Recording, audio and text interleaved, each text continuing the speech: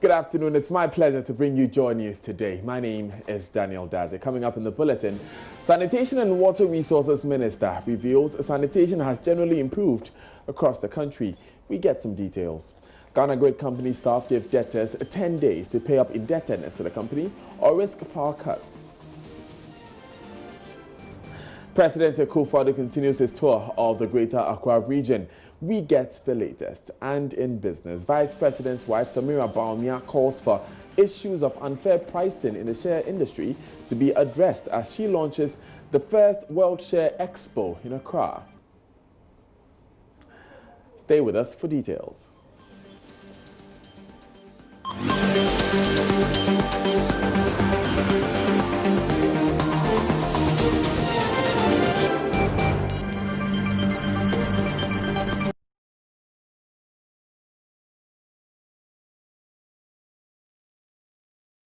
Glad you could join us. Now, in our first story, some players in the creative arts industry are excited about the proposed establishment of the first ever creative arts senior high school in Kumasi. President Akufo-Addo cut sword on Sunday for the project to settle speculation it was going to be sited at the president's hometown, Chebi. Ohiming Teria has more. The proposed boarding school is expected to provide basic skills training to young ones seeking career in creative arts to discover their talents. Industry players say the school would breathe life into an industry which has been bedeviled by a lack of formal training, especially at the pre-tertiary levels. Juliet Yasantua Asante is board chair of the National Film and Television Institute, NAFTI. She is full of praise for President Akufo-Addo for the initiative, but wants government to commit more investments into the industry. And as a sector, we see this as a recognition that opens the door. But we are saying, let's not stop here. We are going to train people to be entrepreneurs. We are going to train people to critically think, to appreciate good things, to come up with solutions. And to say, be a creative. What do we mean? We mean that if you are in your environment and you find a problem, you should find a solution creatively find a solution in your environment. And for us, that is what this means. Today, we have the platform to stand on and speak to the president and say, we want to say thank you for doing this, but don't stop here. Because if you create a school, but you don't look at the sector as a whole, if you don't invest in the sector as a whole, we are not going anywhere. And so we are using today to stand on the platform and say to Mr. President that in your next year, please unapologetically invest in the creative industry, the creative sector for Ghana. For music producer Mark Okrekumante and actress Emilia Broby, who both witnessed the sword cutting, the gesture has come at the right time. We know how to do the show, we know how to do the business, but most of us lack knowledge in the industry. And it's because some of us met the industry somewhere in the middle of our lives. And so because of that, we make mistakes with some of the things we must do to make sure we achieve success to the fullest and then die rich. It's because we lack knowledge, that's why most of us die poor. And so to be able to compete, it's a global village now, we need to add knowledge to the talents. Today's day and age, talent is not enough. And so it is good the president, in his own wisdom, with the Ministry of Education, have decided that they want to garnish whatever we are doing with a school. And so it's a good start. At least the next generation is going to have education, knowledge, plus the talent, and it will yield a lot of results. This is a great news, and I am super excited looking at that. And I must say that this is even going to ease a lot of work and questions that I answer every day. Emilia, I want to join the movie industry. Where do I go? So I am super excited. This is going to be so good for the creative arts industry in Ghana. From Kumasi for JoyNews, Ohiming Teria reporting. Away from that, Chairman of the GridCo Staff Association, Raphael Connor, has given the Ministry of Finance up to the 10th of December to address their issues or expect a looming energy crisis in the country. Hundreds of GridCo staff marched to the Finance Ministry and the Electricity Company of Ghana over the huge indebtedness of the power transmitter. Deputy Finance Minister Abena Osei Asari received the petition on behalf of the Ministry of Finance and says she will pass on the concerns to the Minister for action. Here's a wrap of the march. It is the march or the demonstration by the officials of GridCo, in fact, staff of GridCo, who are beginning this march from the Black Star Square. They're going to be marching all the way from here to the Finance Ministry, and then they'll also move to the ECG offices. So essentially what this march is about is to drum home the need for the state institutions that heavily owe the Ghana Grid Company to pay them the huge indebtedness. We're told that the debts owed by Valco, ECG, NEDCO, and many other state institutions to GridCo is about 1 million Ghana cedis. And that has occasioned this particular march. Staff of GridCo say they are burdened, maintenance works are being affected. And so as you can see, they are holding placards. Let's just take a few of the messages on the placard. So this one says, Mr. President, GridCo is bleeding. This one said GridCo is dying due to unpaid ESLA debts. We can also see energy sector without GridCo is useless. There's also that one which says lack of maintenance means more doomso. The police is heavily represented here, and they are going to be offering some protection and direction for these staff to be able to make the march as peaceful as possible, so there are no confrontations and there are no skirmishes along the line. So I can report to you, these are staff of GridCo from across the country, all the offices across the country who have made it here this moment. And as you can see, the demonstration is just about warming and heating up. The officials are still in deliberations with the police and other security agencies here to sort of direct the routes that they are going to take for this particular march. To get a sense of what this particular march is about, welcome to JoyNews. Yes. Okay, so today I see that your members, your colleagues are all converged at the Black Star Square. Walk us through the mission. What exactly is this march about? Yeah, one thing is I know 21st November we had a press conference alerting Ghanaians to know that debt is killing Ghana Grid Company. We have service providers, we have customers, we have supplied them the power, they are not paying us. Particularly VACO is owing us close to $32 million.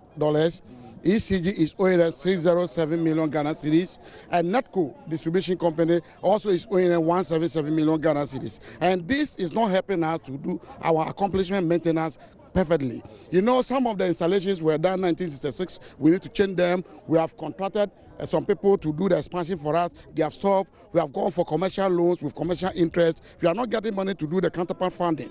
And all this thing is helping us, impeding us not to do the proper maintenance. And this we want the Ghanaians to know. And we want the leadership of the country to listen that the integrity, the strength, the reliability of the network should not be brought to, should not go down. We are going through the Ministry of Women Road. They will go through the High Court, then all the way to Ministry of Finance and present a petition there, and we give a copy of the petition to ECG. Okay. And Mr. Santi, so let's go on the phone lines now and speak further on this issue with Komla Adum. Komla, thanks for joining us. I understand the association has presented their petition. That's right, Daniel. So, a short time ago, the staff marched through the streets and to the Finance Ministry. That was the first stop where they handed over the petition to the Deputy Finance Minister, Abena Osei Asari. And she, on receiving the petition, mentioned to the staff that she was going to pass on the concerns of the staff, which include the indebtedness of ECG, NEDCO, VACO, and also specifically a directive by the President in May this year. We have some 250 million cedis paid management of GridCo by the Finance Ministry for their activities done, because this is since May when the President made that directive today. Not even a peso has hit the account from that amount, and so they were demanding from the Finance Ministry to have that amount paid. And so the Deputy Finance Minister Abina Osansari told them she was going to pass on the issues raised in the petition to the minister, and they will see to address the issues. But the staff were insistent that by December 10th, if they did not get a response from the Ministry of Finance, they will completely withdraw all their services. And Daniel, you know what that means? Power transmission to parts of Accra, Kumasi, and parts of the entire country will be disrupted, and that means the country will plunge into darkness, which we also know as doomsday. Thank you very much, Komla Adum, for joining us with that update. Let's move to other stories.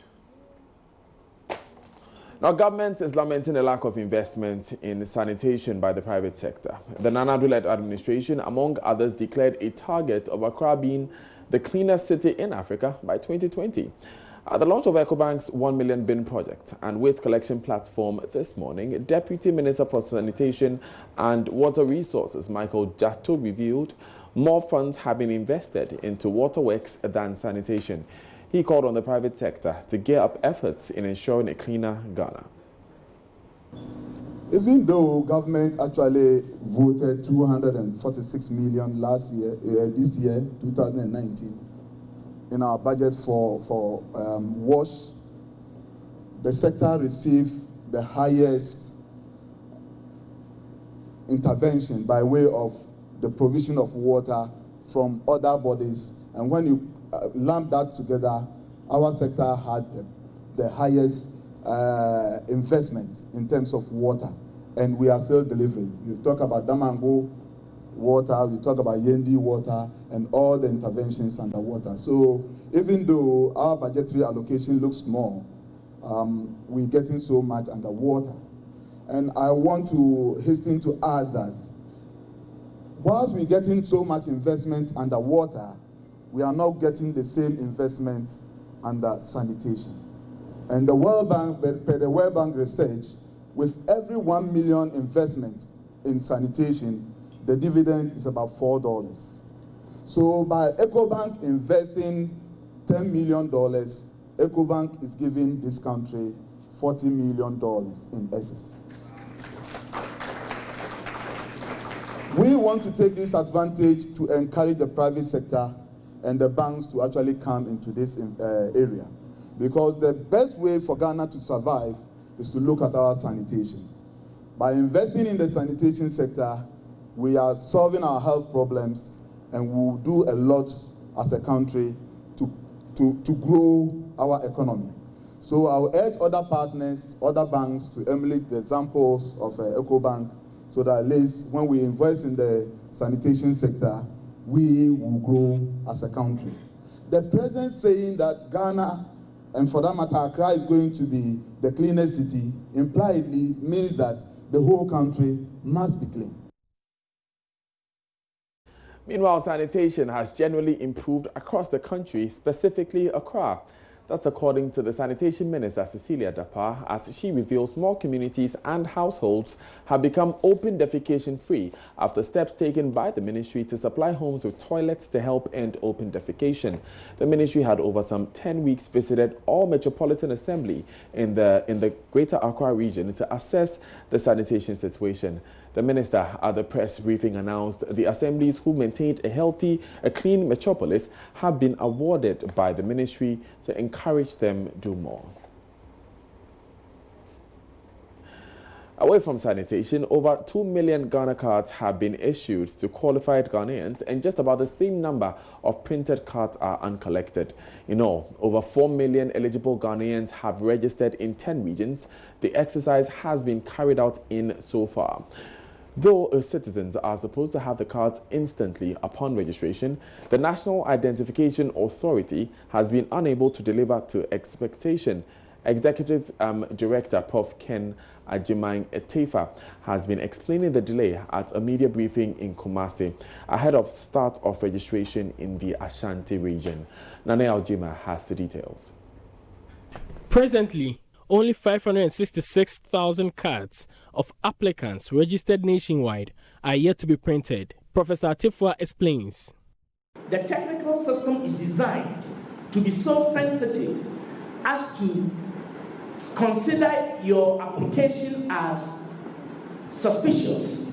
If, for example, you registered with NIA 10 years ago you did not get your Ghana card, but your data set is still with NIA. At that time, you registered as Akosua Mansa Abuajoa.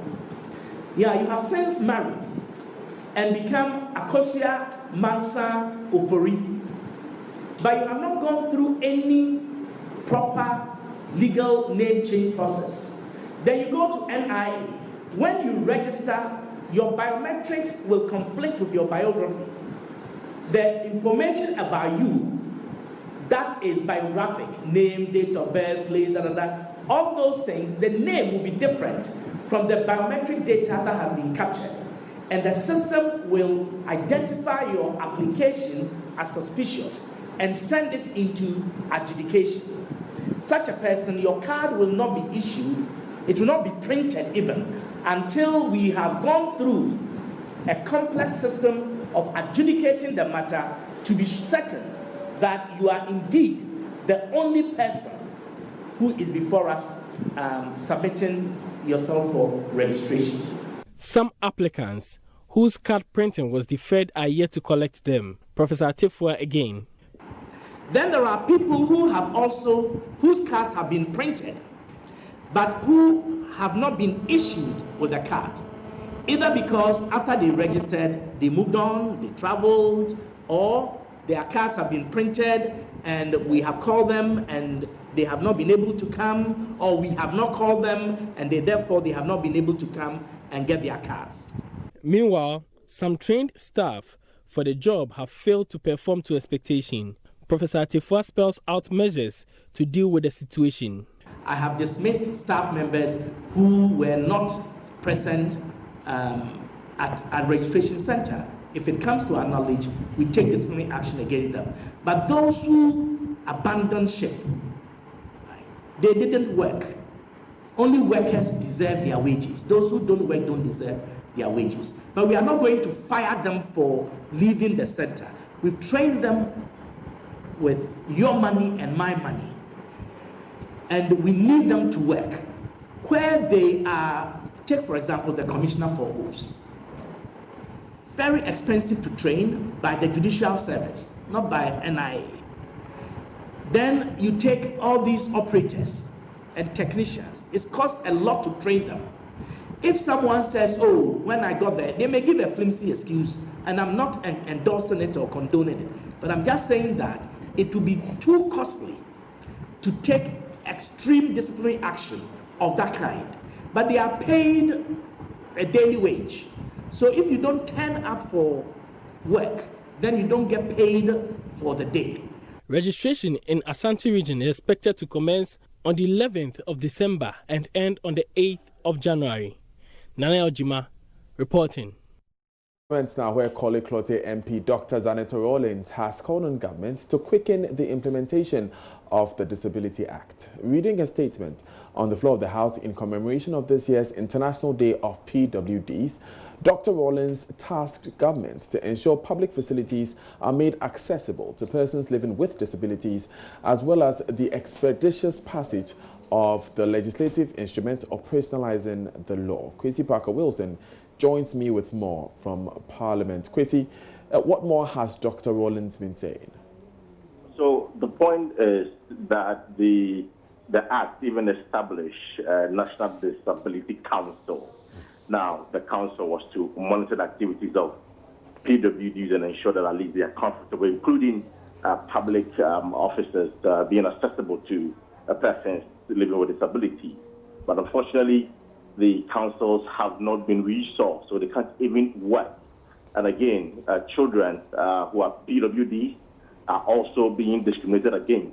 So she wants the government to embark on a sensitization exercise to ensure that there is an inclusion and also make them believe that at least they have something to offer the society. So she believes that the speedy passage of the airline will affect some of these problems that the PWDs are facing in the country. Was there a response to this? No, the minister is not in the House, but the members of Parliament who contributed to the statement all agreed and subscribed to her position and urged government to do more. Of course, those on the majority side also indicated that, well, government is trying to do a lot more. And as a matter of fact, in the 2020 budget, there are some provisions made for persons with disability. So we are yet to get the minister herself to have a quick conversation with her, and of course get to know what government is doing exactly to alleviate the plight of PWD. I'm curious to hear the provisions that were mentioned, Parker. Remember, the road minister has announced that all persons who man toll booths in the country those jobs will be given to persons with disability. This was an MOU signed with the Ghana Federation for the Disabled. Did this, for instance, come up on the floor of Parliament today? So we do understand that that is already in place, that if you go to most of the toll booths in the country, they're going to Kumasi, Takadi, even Kema, you will see some persons with disability manning those toll booths. So clearly, government, as far as that's concerned, has been able to execute that. Right, Parker, thank you very much. We'll get more updates on that when the minister in charge comes to the House. Let's move from Parliament to Tiptoe Lane, a few meters away from us here at JoyNews. Ghanaian traders are accusing the government of contributing to the heightened tension and impasse between Ghanaians and some foreigners. On Monday, some members of the Ghana Union of Traders Association locked up some shops belonging to Nigerian traders in Tiptoe Lane. The action led to a clash and a fistfight. The Nima police eventually arrested 6 people. Now, my colleague Roland Walker was there at Tiptoe Lane to assess the situation. He spoke to some traders and some officials who accused the government of contributing to the current situation. We're here at the Tiptoe Lane, the Kwame Nkrumah Circle, it used to be called, because there's just an interchange behind us. But this is really where the incident occurred yesterday, and subsequently you can see that there are shops that have been closed. They've been padlocked, so to speak, or they've been locked. So if you get to see some of the shops, you get to find that they also have some red inks, if not marks, on them, and so you will see that subsequently. Eric, let me start with you. What you saw yesterday, it looks like it's just a situation that has been brewing, but you also trade together with your compatriots from Nigeria as well. And how would you say the way the treatment is going, it has to be? Should it be the situation or the case? No, it shouldn't have been so. If state institutions in charge of these things have done their work well. Alliance Guta has given them a whole lot of informations that this is what is going on. And instead of them to come on the ground to come and check whether what Guta is saying is true, they have refused for all these years. I think we went around, posted some notes on their shops and tell them they shouldn't come. We gave, I think it was 2 weeks ago we did that. And yes, still when you come, they are still doing it. They have cheap products. I will tell you for a fact. That is why they are taking over the market. The incident that happened yesterday was very, very unfortunate. Like you rightly said, taking into account the ECOWAS protocol. You see, these foreigners, as we always call them, they may be violating certain rules here. But let us ask ourselves, like my brother indicated, these people, do they pay taxes? Yes, of course they pay. He rightly said that they have cheap products. What is accounting for their products to be cheap? Is it because doing business in Ghana here is difficult, or the government in Nigeria, they support their citizens doing business elsewhere? Today, if we come and we close these shops and they want to retaliate in Nigeria, let's ask ourselves, our brothers and sisters in Nigeria, when they come back to Ghana, where are they going to live? What are they coming to do? This is a security threat. And right, like my brother indicated, I think it is important that our state institutions, they sit up. If it will call for people to be fired, the president should do that. There are rules and regulations everywhere. Let's take, for instance, even in Nigeria. If you are a foreigner in Nigeria today, they are registering all foreigners as we speak. As I indicated to you, they are doing it by state. When we even went round, I started breaking that law, the GRPC at 865. They have been breaking that law. They were not paying taxes. They were doing What do you mean by they were not paying taxes? Go to the Ministry of Trade and ask them. The last committee that went to Swami Magazine, what did they find? Look, in that small space of about a week or two, they collected well over 100,000 Ghana cedis worth of taxes from these foreigners. It's live on JoyNews today with me, Daniel Dazin. Our President Akufo-Addo is continuing his tour of the Greater Accra region. Today is the second day, and Elton John Brobe joins us over the telephone lines with details. Elton, where has the president been today? Well, Daniel, the point is quite definite because we are the heart of the macro market where President of Kukwano is just about addressing the market leader. But before we got here, the president addressed a level of troops and people at Jamestown, where he presented 6,000 subsidized hardboard meters to the fishing community. They made some approach to attention. One of them includes the construction of a storage facility for their fish produce. The Minister for Fisheries indicated that government has established 8 storage facilities across the country where they can store their fish products. Now, where we are now is the heart of the macro market, where market women, they've come to listen to the president. When we are done, the highlight of today's talk is a meeting with members of the Ghana Union of Traders Association, where they have issues with foreigners invading the retail space. President Kukwano has spoken to meet with them, speak to them, and we seek to address their concerns. But right now, in the turn of the market women here at the macro market, where the President of Kukwano is about to address them. What has been the response of the people?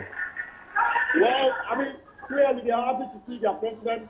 The president actually walked all the way from the entrance to the heart of the market, which took about 15 to 30 minutes. And he has taken pleasantries with them.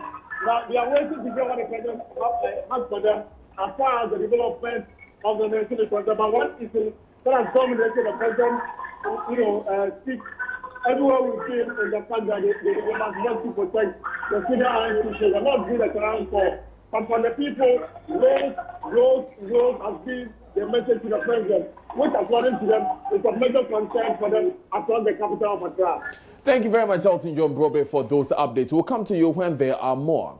From the president, we move to the vice president, Dr. Mahmoud Bawumia, who is assuring of government's commitments to modernize agriculture for improved productivity. Dr. Bawumia is optimistic the public-private partnership initiative will help curb importation of food commodities. Vice President gave the assurance when he opened a 5-day agriculture fair at the Jubilee Park in the Volta regional capital of Ho, ahead of the 34th National Farmers' Day Awards celebration this Friday. It is obvious that since assuming the reins of office, the government of Nana Addo Dankwa Akufo-Addo has been walking the talk of its promise to maximize the enormous potential of agriculture. This agenda is being aggressively pursued with the support and partnership of the private sector and the international community. We are doing a lot, as I have said, to modernize agriculture, improve productivity, and to give agriculture the dignity that it deserves.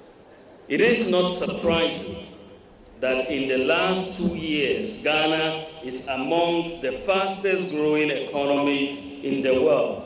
And if you look at the numbers for 2018 and 2019, it is very clear that agriculture and agri performance is being one of the major factors that is underpinning the growth of the country as a whole. The Finance Minister, Ken Ofori-Atta, explained his ministry is working to ensure farmers have access to credit facilities at affordable rates. You all know the modern farming is really a business. And like all businesses, a modern farmer requires access to credit at an affordable rate. Unfortunately, less than 5% of bank credit in this country goes to agriculture.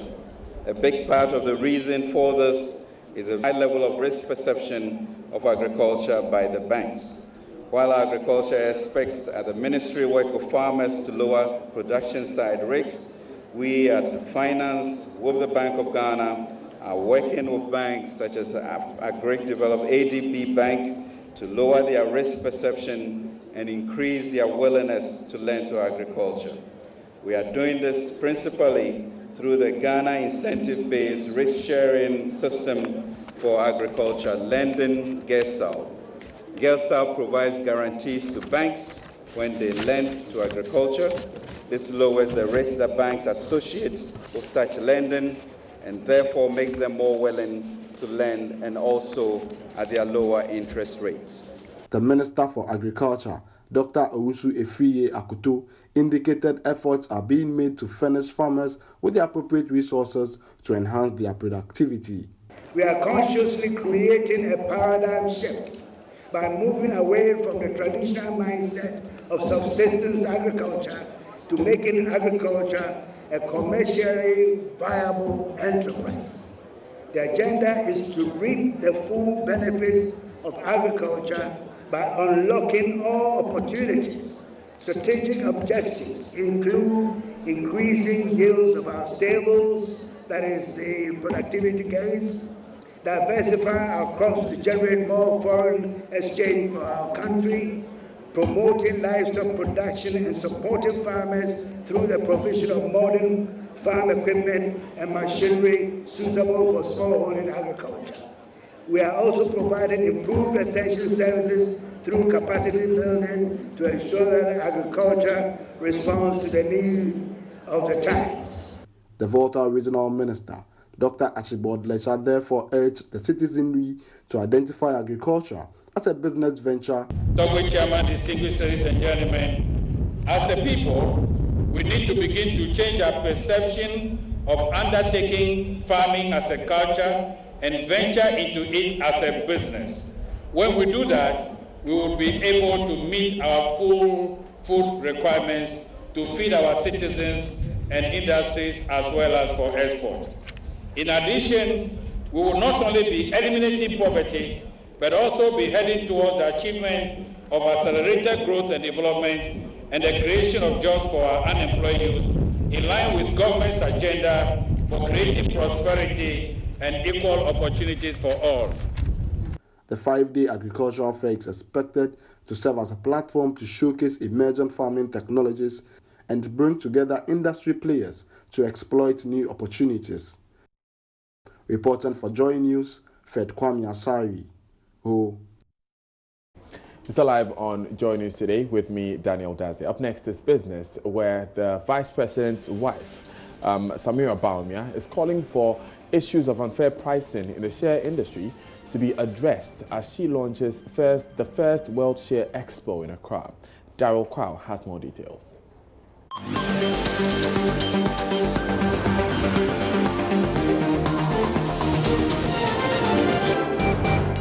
That's it for this bulletin of JoyNews today, Becky. For more news, log on to myjoyonline.com. Up next is the marketplace. Have a good day.